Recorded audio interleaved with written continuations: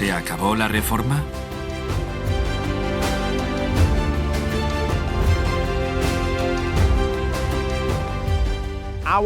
Nuestro linaje espiritual es muy rico, con muchos nombres ilustres, y se remonta a los primeros siglos. Comenzamos este viaje rastreando nuestro linaje espiritual con la Iglesia celta en Britania.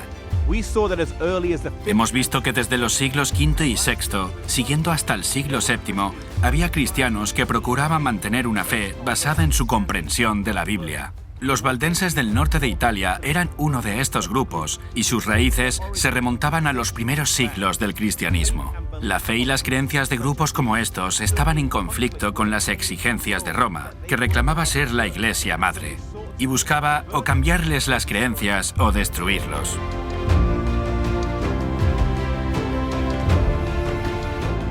En un tiempo de tremenda oscuridad, se levantó John Wycliffe, el lucero de la mañana.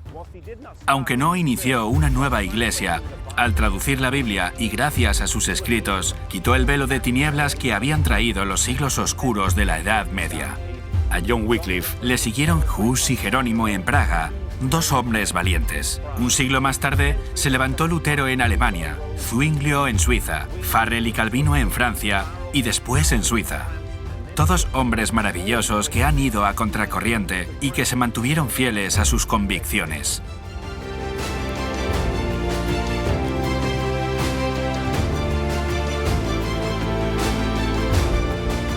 En Gran Bretaña, William Tyndale realizó una preciosa traducción de la Biblia, algo que le costó la vida.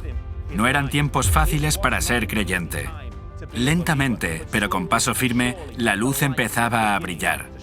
Proverbios 4, versículo 18 dice: «Mas la senda de los justos es como la luz de la aurora, va en aumento hasta que el día es perfecto». Esto significa que cuando Dios revela la verdad, ya sea de forma individual o colectiva, lo hace poco a poco. El sol no aparece de repente en el cielo, sino que va subiendo gradualmente desde el horizonte. De la misma forma, Dios nos da la verdad a trocitos. Así fue con su iglesia. Cada reformador asentó un peldaño más sobre los anteriores que habían venido antes que él.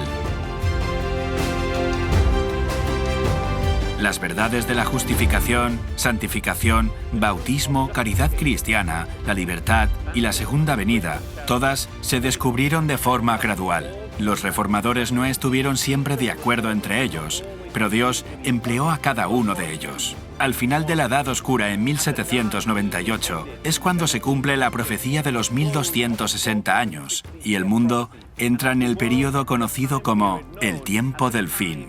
La profecía indica que a partir de este momento, el conocimiento aumentará. Esto no debe ser interpretado como el conocimiento científico o tecnológico, sino que se refiere al conocimiento de los libros de la Biblia. En el tiempo del fin, serán descifrados los libros de Daniel y Apocalipsis. A pesar de las grandes victorias ganadas con la Reforma, Apocalipsis 12 señala que después que la mujer saliera de la persecución, al final Dios tendría un remanente fiel. Después de los 1260 días proféticos, en el tiempo del fin, Dios tendrá un remanente. Según señala Apocalipsis 12, versículo 17, este remanente guarda los mandamientos de Dios y tiene el testimonio de Jesús. ¿Quién será este remanente? ¿Cómo guiará Dios a su pueblo en los siglos XIX, XX y XXI? Acompáñanos en la siguiente temporada para continuar nuestro viaje, donde seguiremos explorando nuestro linaje espiritual a través del tiempo.